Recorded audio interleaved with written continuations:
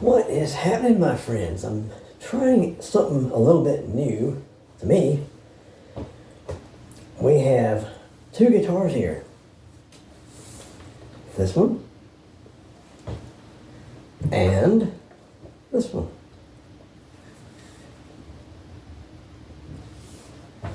This one here is the triple single, and this one here is single single humbucker.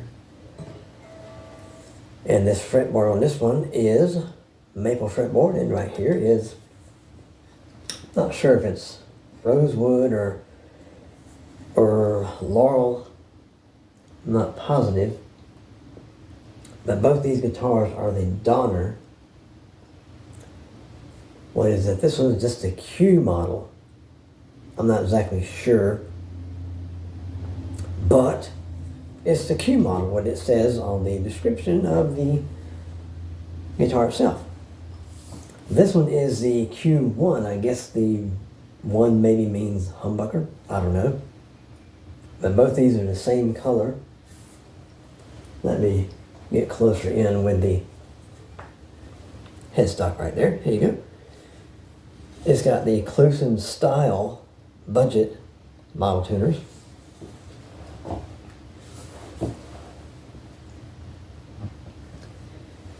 £6, 15 ounces, almost 7 pounds, or 3.16 kilograms. 7 pounds, 8 ounces, or 3.42 kilograms. We got the old caliper here. These appear to be the same. We're going to find out, are the bodies the same, or the neck's the same. This is going to tell us all we need to know. Okay, here we go, guys. Turning this on. First of all, we're going to measure the nuts on both of these. I might be out of frame, but you can still hear me. I will. This one is 41.7 millimeters on the HSS. And we're going to measure this one here, the triple S, the single model. Well, this is 41.8. Just a little bit, just a tiny bit larger. Now we're going to go to the 12th fret on this one straight away, the single one. And we have 51.2 millimeters on the 12th fret. And we're on the HSS right now. We're going to do the same thing with it. 51.3 at the 12th fret. So this, I think his neck might be just a tiny bit wider than this one. Just a little bit, but very, very, very slight. Now, I'm going to slide these two back just a little bit. What we're going to do next is we're going to take a measurement at the body. The very back of the body. Pardon me. Then we're going to take a measurement at the front horn there. All right, here we go. We're measuring the back of the body, the thickest part back here, which on this one, hang on a minute, let me do it. A little bit of gap there. Let me get a better grip here. All right, here we go. 45.7 millimeters on the single version. Now on the HSS version, we are sitting at 45.6. Just a tiny bit of difference there. That could be the thickness of the finish. I'm sure it's a poly paint job on both of them. Let's get a measurement at the heel, very top of the heel here. Doing it the same way. We're on the HSS model here. We're going to measure, and here we are. We are at 45.9 millimeters at the top horn. There you go. Hopefully you can see that. And we're going to come across here. We're going to put the guitar like this for the triple single model and measure the top horn. And like I said, 46.7 at the top horn on the triple single model. Now, like I said, these probably started out the same hunk of wood, you know, the same blank or whatever like that. Oops. There we go. Put this right here beside you guys. These probably started out with the same hunk of wood here, but differences in your finishes. This one might have a couple coats more paint on this one than this one. Who knows? But it probably started out in the same hunk of wood or pieces of wood glued together, made to look like the shape that it is. So we all know what kind of shape this is. You know, we all know this is the strat style shape. Here we go. And being that it's the strat style shape, we are leaving on the Fender-ish looking strap buttons. They get to stay. So I'm guessing, I'm not really sure. This one does weigh a little more than this one. I'll put the weights and all that stuff at the tail end of this film here. This one does weigh more than that one, but not just because of the humbucker. It could be more denser wood. You don't never know. That could be a little bit. I'm not sure if you can tell by knocking on it, but I don't even know why I did that. But as far as the frets on the sides, I did have to put the sanding block on the sides of both of these now to get them a little smoother, a little tamer. They're not going to hurt you. They wouldn't hurt you before, but they're not going to hurt you at all now. Now, the 11th fret on this one, the triple single model, and the 11th fret on this one is a little high. I'll probably take the fret hammer and, you know, smack it a couple times on both of them just to see if I can get the seat better, if it's the problem. If not, I'll get the, I'm not going to get a fret kisser. I will get something that J-Man suggested in his film, which is going to be around 25 bucks. It's a beam, like a leveling beam, whatever like that. And I'll put a link to his video in there so you can check it out for yourself. I won't be able to explain as good as he can because he is much better at that stuff than I am. But anyway, I did put a black switch tip on both of these guitars here. I'm thinking maybe these two middle and the neck pickup on both these guitars are the same, but we all know that the humbucker is not the same as a single coil on that one. But we turn it around so you can see the back side of it. Now this is something, let me get a little closer to you guys. Something I noticed on the Donner models as well as the monoprice models, I think those guys get their tremolo blocks from the same company, because you notice these holes are plugged. You can't put 5 springs back here on either company, the monoprice or this one. And recently I got me a Tease guitar, and I'll show you on it when the time comes. Right now this is about these two right here. And you notice this one right here is the same way. Let me come over here closer to you so you can see it. The tremolo block is the same. It's plugged. You can't put 5 springs on there. You can only put 3. But it still rings out nicely. It's not bad. And the bridge is decked on both of them. Let me get around here and look at this one here and make sure that's decked. Yep, it's decked. In other words, it's flat on the body. It's not floating.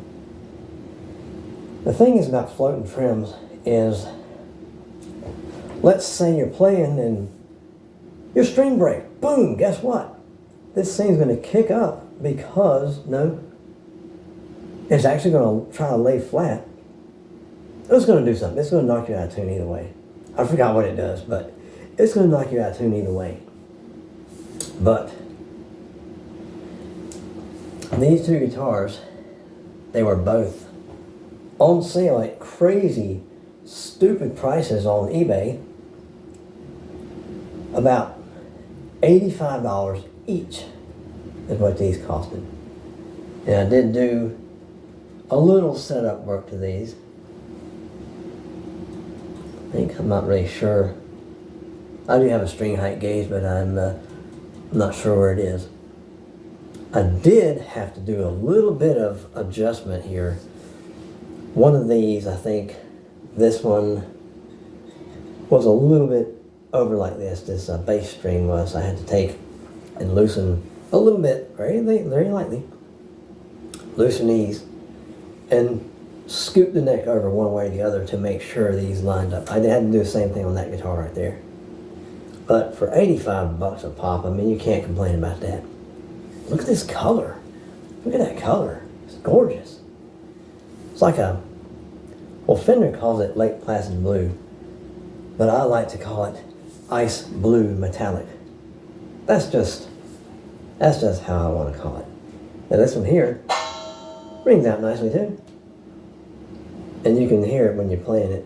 Now this here had some kind of goofy sticker on here saying, I don't understand, okay. Had a sticker on here that said something about accepting interference or whatever like that. Now, last I checked, the guitar puts signals out. It does not receive anything because this is an output jack going to your amp. The only input it actually gets accepting whatever, good or bad. Well, mostly bad for me is my playing, right? That's the only input for a guitar, right? Now you guys, if I'm not right, be sure and correct me. But I think I'm right. The guitar puts out sound either acoustically or through an amp. The only input to go into a guitar is you, the player, or me. Now some players out there can put very nice playing into their guitar. I put very bad playing into a guitar. I'm just good enough to keep from being arrested for disturbing the peace or whatever. But anyway, guys, that's just my little observation here. I don't understand why a guitar needs a sticker on here saying this must accept interference, want it or not. It's not going to, there's no interference other than your playing. Oh, other than my playing. I'm sure most of you guys out there are a whole lot better than me. But now back of this neck here, I do need to hit it a little bit with some really fine sandpaper. I noticed just a little bit of roughness. Not much, but this one right here, I already hit this one. The back of this neck with a little bit of sandpaper. I think I started off with I hit it with some 800 just to smooth it out a little bit. This one here still needs it though. That there's done.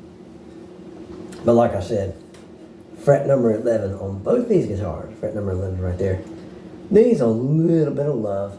I think the rest of them are fine. But for 85 bucks, who's complaining? I'm not. Now these, there's no push pulls. Usually there's a push pull on some models.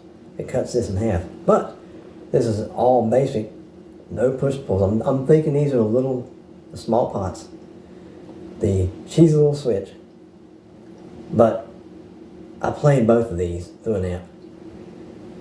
And the neck and middle on both of these sound very, very similar. I even went to the extent of measuring pole piece to the string on the bass side and the treble side on the singles.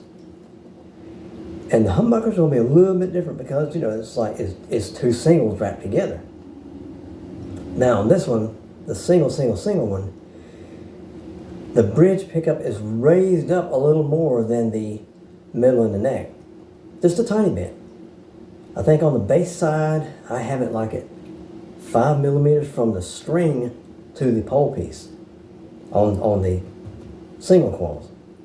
All three of them. But the bass side, I have it at 3 millimeters on the treble side. And I think I have it on 4? No? Something. It's a little bit, tiny bit closer to the string on the bridge. On this one. But this humbucker has a different adjustment than, of course, your single coils, even on the bridge of this other one here. But I tried them both on the amp. And the neck and the middles, they sound very similar on both guitars here. But of course, you know the bridge is going to be different on this one than it is on this one. But they sound wonderful. Not, like I said, don't take my word for it. Listen for your own ears and hear it for yourself. That will be coming up in another bit. And I'll also have the weight of both these guitars if I don't accidentally throw away the footage like I did on another guitar. I had to redo it. But anyway, let's hope that I didn't throw away the footage.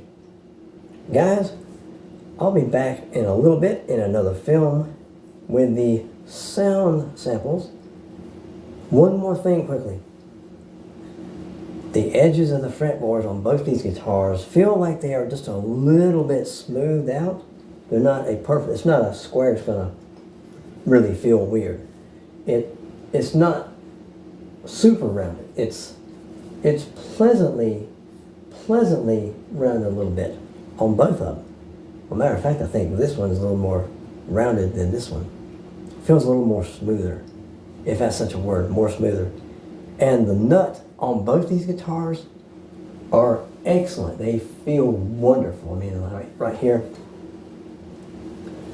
like right here, very smooth. And the slots are nice because when you tune, there's no pings going on. Now when you tune it, if you hear a ping when you tune it up, that means the string is getting stuck or trying to get stuck in these slots here. You need to take a file, a very small file, and very carefully open these slots a little bit. Very carefully. You don't want to go too much because you can't put that stuff back. But anyway, guys, stick around for the sound samples on both of these. Of course, the bridge pickups are going to be different because that's a single coil, that's a humbucker there. But mainly we'll concentrate on the necks and the middles.